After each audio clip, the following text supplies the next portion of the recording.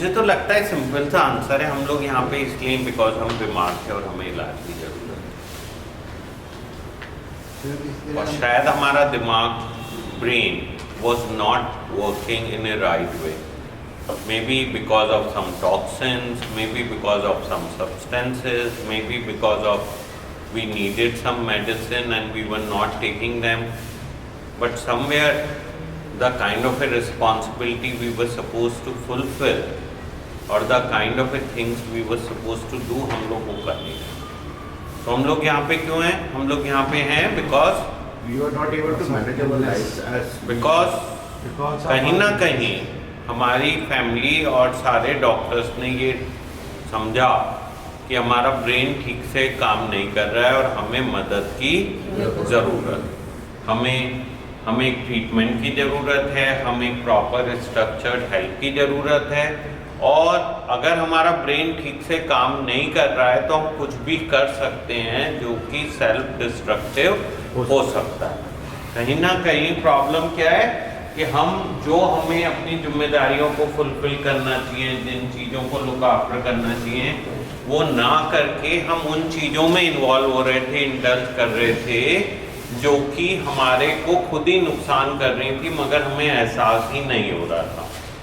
सो कहीं ना कहीं our brain was not working proper and ऐसा कोई गारंटी नहीं है कि ये ट्रीटमेंट के बाद में बेटर हो जाएगा और पूरी तरह से ठीक काम करने लगेगा, मगर शायद हो सकता है हमें कुछ प्रॉब्लम्स के साथ भी जीना पड़े क्योंकि हमारा ब्रेन शायद पूरी तरह से रिकवर ना हो पाए।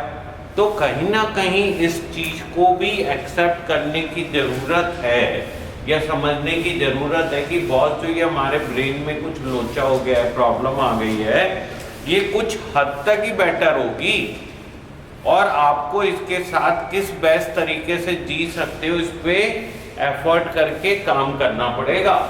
Why? Because maybe there are some damages which are by birth, which are genetic, which acquired। हो सकता है कहीं पे हमारे ब्रेन में कुछ चोट लग गई, कुछ इन्फेक्शन हो गया, कुछ ऐसे हमने टॉक्सिन्स ले लिए, कुछ ऐसा स्ट्रेस का असर आ गया कि हमारा ब्रेन ठीक से काम नहीं कर रहा है। और हो सकता है कि ये बेटर हो जाए मगर पूरी तरह से ठीक ना हो सकता है कुछ बेटर हो जाए, हो सकता है ज़्यादा बेटर हो जाए, हो सकता है पूरी तरह से ठीक हो जाए, बट ये एक बड़ा slow and time consuming process है और इसकी कोई भी 100% रिलायबिलिटी नहीं है। वी कैन और अनफॉर्चुनेटली हम लोग अगर ये मानेंगे ही नहीं और इसकी तरफ एफर्ट ही नहीं करेंगे तो आउटकम क्या होगा? जितना हो सकेगा उतना भी नहीं हो पाएगा। things will get worse। अब हम में से बहुत सारे लोग अपने को बहुत ज़्यादा परेशान रहते हैं कि हमें जल्दी से अपनी लाइफ को नॉर्मल करना है और हो सकता है हमारा ब्रेन ठीक ही नहीं है।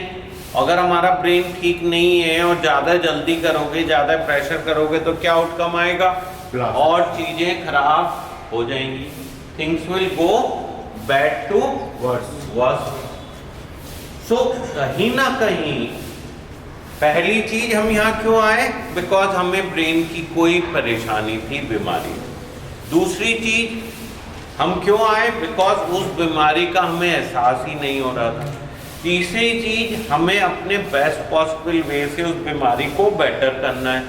चौथी चीज उसका जो आउटकम आने वाला है, जो फायदा होने वाला है, उसमें कोई ये श्योरिटी नहीं है कि कितने % तक फायदा होगा और कितने % तक फायदा नहीं होगा। उम्मीद कर सकते हैं कि ज़्यादा से ज़्यादा फायदा हो, बट वो भी तभी होगा जब आप उसके लिए अप्रोप्रिएट एफर्ट करोगे। हो सकता है हमें कुछ परेशानी के साथ जीना पड़े क्योंकि हमने ओवर द टाइम अपने ब्रेन को बहुत ज़्यादा डैमेज कर दिया।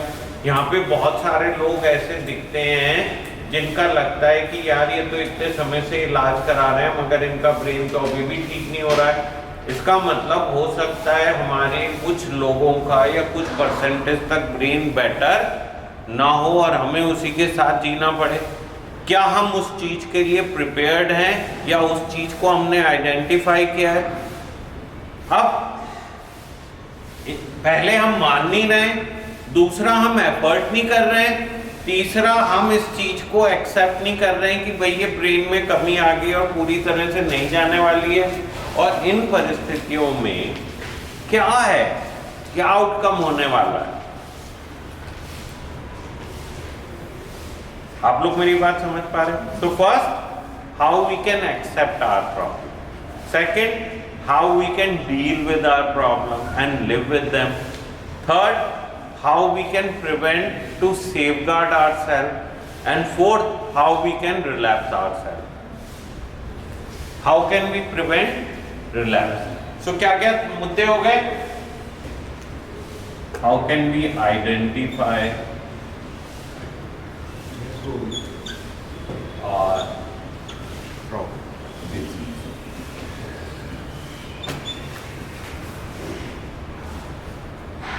How can we work towards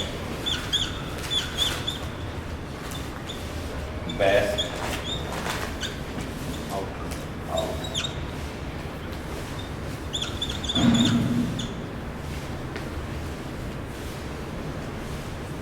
How can we live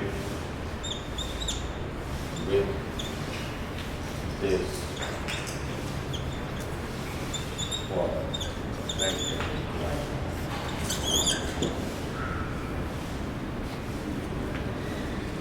तो ये हो गया हमारा पास्ट, ये हो गया प्रेजेंट, और ये हो गया हमारा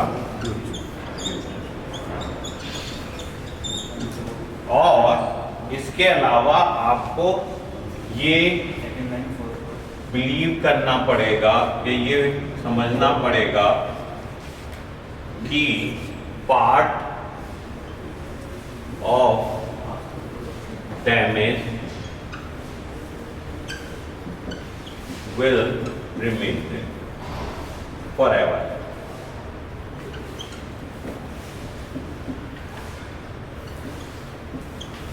अब वो डैमेज क्या क्या है?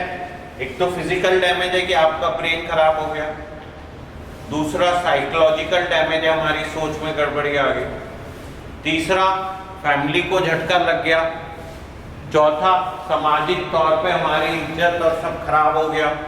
सो ये जो पार्ट ऑफ डैमेज है इसके लिए हमें तैयार होना पड़ेगा। सो हम लोग यहाँ पे क्यों आए कि हम अपनी प्रॉब्लम को अच्छे से आइडेंटिफाई कर लें। हम यहाँ पे क्यों आए कि हम जो बेस्ट पॉसिबल उस पर वर्क कर सकते हैं वो कर लें, और जो भी अच्छे से अच्छा आउटकम हो सकता है वो कर लें।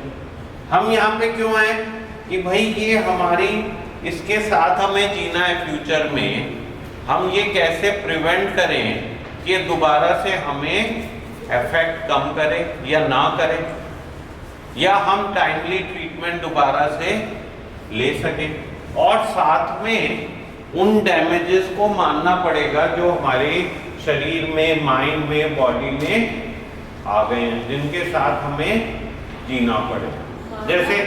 जैसे लेट्स से हम में से कोई जने को अल्कोहल की प्रॉब्लम होगी और अब वो अल्कोहल कभी नहीं ले सकता है, तो उसे ये मानना पड़ेगा भाई वो जो एक्सपेरिमेंटेशन और ट्रायल है उनको बंद करना पड़ेगा। या हम में से किसी जने को स्किज़ोफ्रेनिया, बाइपोलर डिसऑर्डर ऐसी बीमारी हो गई है और हमें लॉन्ग टर्म दवाई लेने की जरूरत है, तो हमें मानना पड़ेगा कि हमें ये दवाई लेनी पड़ेगी, and this will be there, this will cause some side effect and we have to learn to live with it.